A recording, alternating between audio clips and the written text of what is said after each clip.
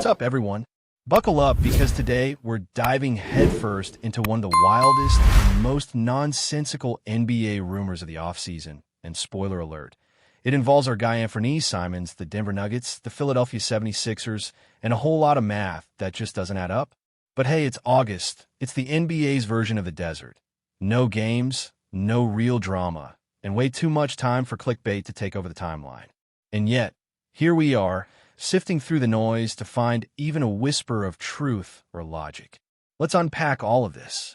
So the rumor mill decided to serve up a hot plate of fantasy yesterday with the suggestion that both the Nuggets and Sixers are eyeing Anthony Simons, the guy who just landed in Boston via the Drew Holiday deal.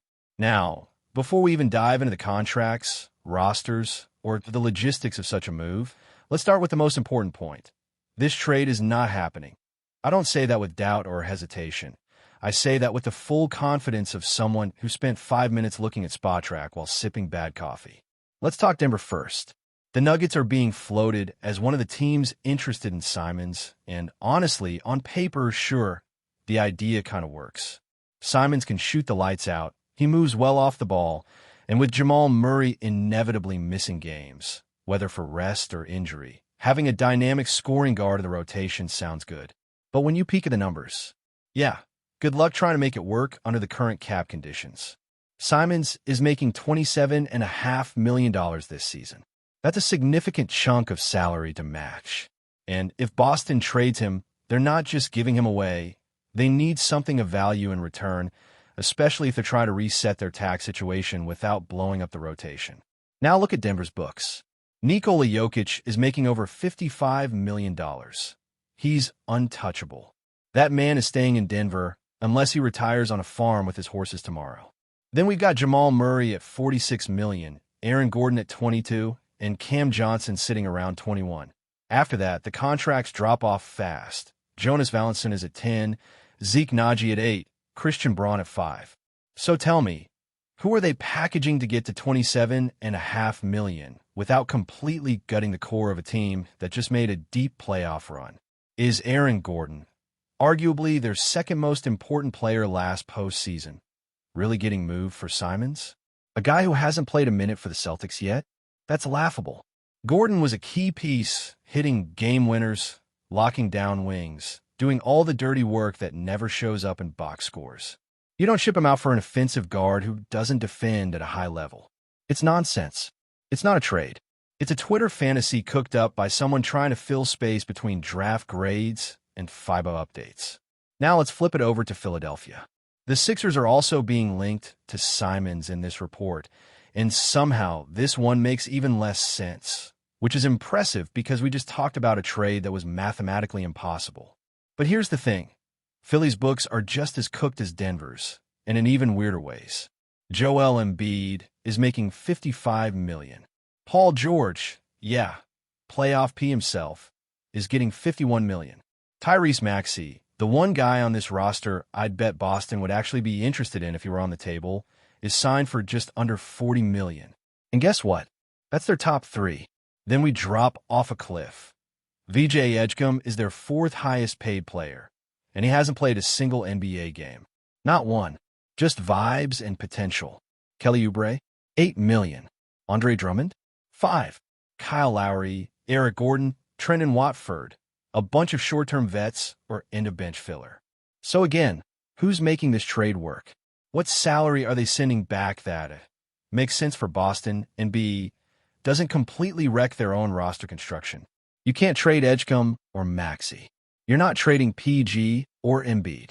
You're not even allowed to legally trade good vibes. So why are we even pretending this is a real conversation? And beyond the money, there's the roster fit. Philly just drafted Edgecombe and McCain, 2 young guards.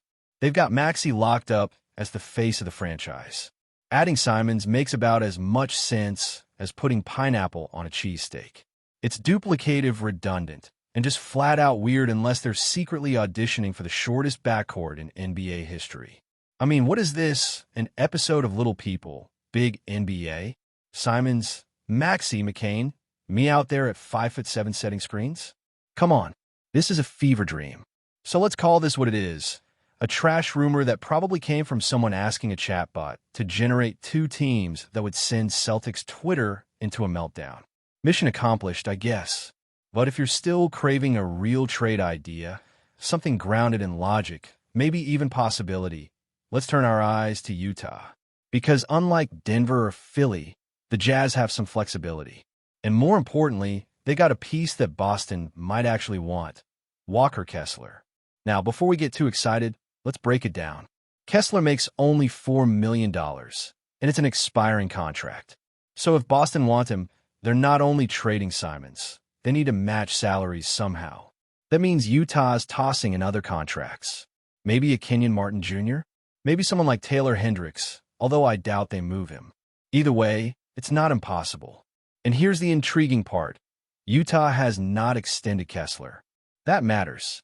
Because when a young, promising big man, someone who made the all-rookie team, someone who averaged over 2 blocks per game for his career, doesn't get an extension heading into the final year of his deal, that tells you something. Maybe they're not sold. Maybe they don't want to pay him long-term. Maybe the Celtics can swoop in before the rest of the league catches on. But if you trade for Kessler, you better have the money conversation ready. He's not stretching the floor. He's not giving you double-doubles every night. But he protects the rim, crashes the glass, and plays within himself. That's valuable. But how valuable? What's the comp here? Is it someone like Clint Capella 5 years ago in Atlanta? A rim runner, shot blocker, not much else? Is it someone like Ivica Zubac? Because if we're talking Zubac money, 15 to 18 million per year, that's one thing. But if the number starts creeping toward 25 million, which is what Miles Turner is making now, I don't know, man. That's a lot of cash for a guy who shoots 17% from 3 and gives you very little offensively outside of dunks and putbacks. So here's the real question for Celtics fans and for Brad Stevens. If Walker Kessler is your guy, your long-term solution at the 5, the big who will anchor your defense when Jason Tatum returns, what's the number you're willing to pay? Because this isn't about this season. This is about 2 years from now. This is about when you're running out a lineup of Tatum, Brown, Pritchard, White, and who? Who's that 5th starter anchoring the middle? If it's Kessler, you better be sure. Because this is the last shot to make the cap math work before you're locked into apron hell. And look, I get the excitement. The guy's nickname is Skywalker. You give Boston a center with that name, the Garden's gonna melt down every time he blocks a shot into the 3rd row. But let's be real, this isn't about vibes. It's about value. If Kessler signs for 3 years, $75 million, fine, I'm in. That's reasonable. But if he wants Turner money or more, that's a tough sell. Especially if he doesn't show some improvement on the offensive end. So yeah, this Anthony Simons rumor might have set Celtics Twitter on fire, but let's not lose sight of the real target here. Denver and Philly are out. That's fiction. Utah? That's a maybe. That's where the smoke is. And if Boston's serious about shoring up the front court, Kessler might be the key, but only if the price is right. And while we're on the topic of price tags, let's not forget, this is a team that's already hovering near the tax. They have to get under the first apron. You can't have this kind of front court rotation and still be paying tax penalties. That's front office malpractice, and they know it. So whatever move happens, whether it's Simons out or another piece in, it's coming. The question is when? Before training camp? At the trade deadline? Or right at the buzzer when some team gets desperate? Either way, keep your eyes on the Jazz. Because if something's brewing, it ain't in Philly or Denver. It's in Salt Lake. Now let's shift gears a little, because while all the trade noise and speculation around Anthony Simons has been dominating the headlines, there's a bigger conversation Celtics fans should be having right now. It's about identity. It's about future construction. And it's about the small signs that tell us what kind of culture is actually being built behind the scenes in Boston, even when the league isn't paying attention. Let's start with the vibes, because if you're someone who tracks the temperature of a team, not through press conferences or power rankings, but through energy, player behavior, and what they're doing during the dead of summer, then right now, Boston is quietly building something sustainable, something real. And yes, I know how easy it is to overreact in August. No one is losing. No one's in a slump. Everyone looks like a future all-star in a training video. But strip all that away, and what's left is this. Tatum and Brown look locked in. The young guys are competing for real minutes. Missoula is flying across the country to visit players and their families in the offseason. That's not nothing. That's culture. You've got Jason Tatum showing up to Bradley Beal's wedding with new braids, sparking reactions from Jaylen Brown and the rest of the internet. That moment right there, it's small, but it tells you something. The chemistry isn't forced. It's natural. These guys aren't just co-workers trying to win basketball games. They've been through wars together. They've lost in painful ways. And yet, they're still showing up for each other when there's no contract on the line, no games to prep for, no cameras in the arena. That matters. And then there's Joe Mazzulla, who, for all the criticism he took last season, is showing you exactly why the front office believes in him. He's not a systems guy in the traditional sense. He's not screaming on the sidelines. He's not out here trying to be Pat Riley with a clipboard. But what he is doing, he's building relationships. He flew out to Colorado just to be with Derek White during an off-season workout. Not to draw up plays. Not to talk defensive strategy. Just to be there. And when a head coach makes that kind of effort in the middle of the summer, especially for a role player and not a superstar, it sends a message to the rest of the roster. That's how you build trust. That's how you build buy-in. That's how you get a team to play for each other when the season hits those ugly patches in January or the pressure starts mounting in May. And it's those little moments, the hangouts, the weddings, the camp visits, the coach flying across time zones just to say, I'm with you. Those are the building blocks for a team that believes it can win, even when no one else is looking. And speaking of no one looking, can we talk about Hugo Gonzalez for a second? A guy barely anyone outside of Boston knows about right now, but someone who might end up being one of the most valuable swing pieces on the Celtics roster moving forward. He's not flashy. He's not putting up monster summer league stat lines or throwing down viral dunks. But what he is doing is making all the smart plays. Jumping passing lanes, making the extra pass, moving his feet on defense, doing the stuff that coaches obsess over in film sessions, but that casual fans miss while checking the box score. Hugo's the type of player who makes your team better just by being on the floor, and every championship team needs a guy like that. Not a star, not a microwave scorer, just a guy who understands a game, doesn't need touches, and always seems to be in the right place at the right time. The Celtics haven't had many of those types in recent years. And if Hugo can carve out a consistent rotation spot this year, that's a massive win. Now, I know some fans aren't as high on the rest of the youth movement. I get it. There's skepticism. Guys like Josh Minott, Baylor Shireman, J.D. Davison, they've all had flashes but haven't strung it together. And maybe they never will. But you know what? That's okay. Because what the Celtics are doing isn't building around those guys. They're not asking these players to become starters. They're treating them as lottery tickets. If one or two pop, that's house money. If not, the core is still intact, the stars are still locked up, and the plan moves forward.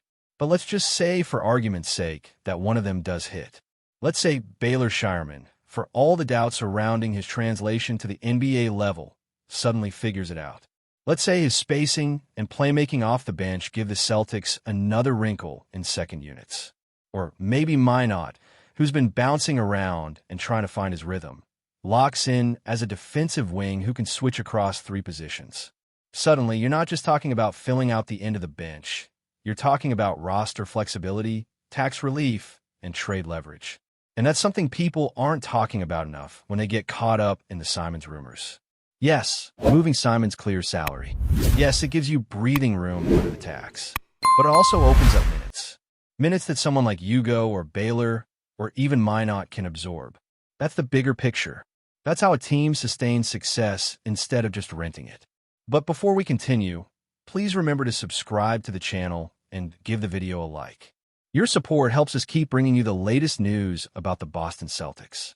Feel free to share your thoughts on the news in the comments as well. The basketball world is buzzing with speculation and excitement as rumors swirl about one of the biggest potential moves in recent NBA history. According to sources close to league insiders, KARL-ANTHONY Towns, the dynamic center known for his scoring versatility, rebounding prowess, and rare combination of size and shooting touch, could be on his way to the Boston Celtics. While nothing has been officially confirmed by the league or the teams involved, whispers of behind-the-scenes negotiations have set social media and sports talk shows ablaze with conjecture. Towns has long been considered one of the premier talents in the league, capable of transforming any roster with his skill set. His ability to stretch the floor with three-point shooting, protect the rim, and create opportunities for teammates would align seamlessly with the Celtics' strategic aspirations, especially considering their ongoing quest to reclaim championship glory. Fans and analysts alike are dissecting potential scenarios, questioning how such a seismic addition could impact Boston's rotation, offensive schemes, and defensive schemes. The Celtics have consistently pursued big-name talent in the past, and the possibility of landing a player of Towns' caliber fuels speculation about a potential shakeup in the Eastern Conference hierarchy. Sources indicate that talks have been intense and ongoing, hinting that the Celtics front office is exploring every angle to make the deal a reality. If the trade materializes, the implications for both teams involved would be monumental, redefining the power dynamics of the league and setting off a flurry of reactions from fans, pundits, and players alike. Karl-Anthony Towns' presence in Boston could provide an immediate boost to a team that has shown flashes of brilliance, but has often fallen short in key playoff moments. Celtics supporters are already imagining a lineup featuring Towns alongside their established stars, picturing a blend of interior dominance, spacing, and floor leadership that could pose unprecedented challenges for opposing defenses.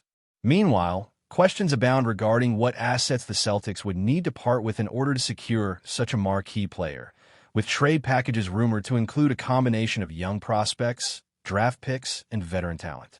Analysts are debating the potential ripple effects on team chemistry, rotations, and the development of emerging players who might see their minutes altered in the wake of a high-profile acquisition.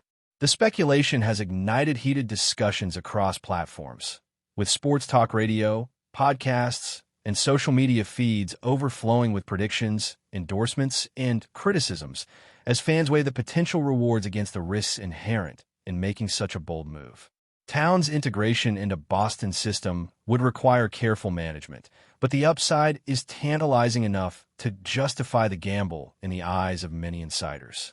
The timing of this rumor has also sparked conversations about broader strategic ambitions within the league, particularly in the Eastern Conference, where every contender is constantly evaluating moves to strengthen their roster. The Celtics' pursuit of Towns could signal an all-in approach, demonstrating their willingness to pivot aggressively in pursuit of a title rather than settle for incremental improvements. Rumors suggest that league executives are closely monitoring these developments, aware that a blockbuster trade could trigger a chain reaction affecting multiple franchises, from potential free agent decisions to secondary trades designed to fill gaps left by departing assets. The ripple effect could influence player movement across the league, potentially altering the balance of power and reshaping expectations for the upcoming season. Meanwhile, Towns himself remains at the center of speculation, with observers analyzing his previous statements, social media presence, and reported preferences to gauge whether he would embrace a move to a storied franchise like Boston. The anticipation surrounding his potential arrival has generated not only excitement, but also anxiety among Celtics fans who hope the team can execute a complex deal successfully. Every rumor, every leak, and every reported negotiation adds fuel to the fire, creating a narrative that continues to evolve with each passing day.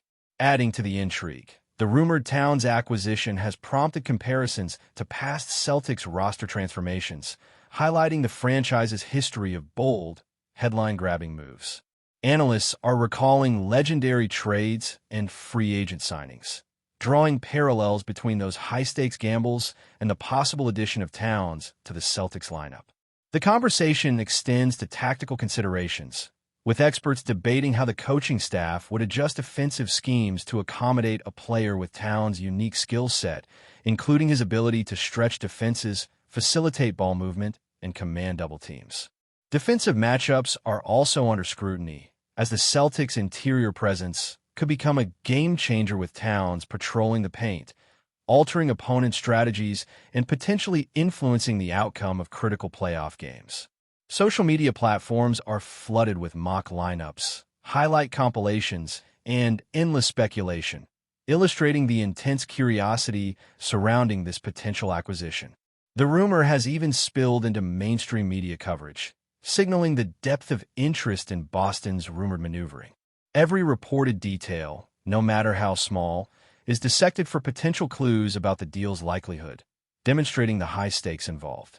Meanwhile, fans continue to weigh optimism against caution, eager to imagine the new possibilities Towns could bring while remaining aware of the challenges inherent in integrating a superstar mid-season or even in the off-season. As the speculation grows, so too does the anticipation for confirmation or denial, with every passing hour generating new theories, scenarios, and projections about how KARL-ANTHONY Towns could transform the Celtics and the broader NBA landscape.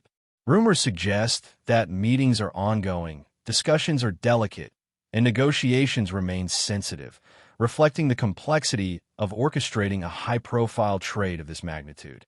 Celtics executives are reportedly exploring multiple contingencies to ensure that any agreement aligns with both short-term goals and long-term visions, while league officials are monitoring developments to ensure compliance with trade rules and salary cap regulations.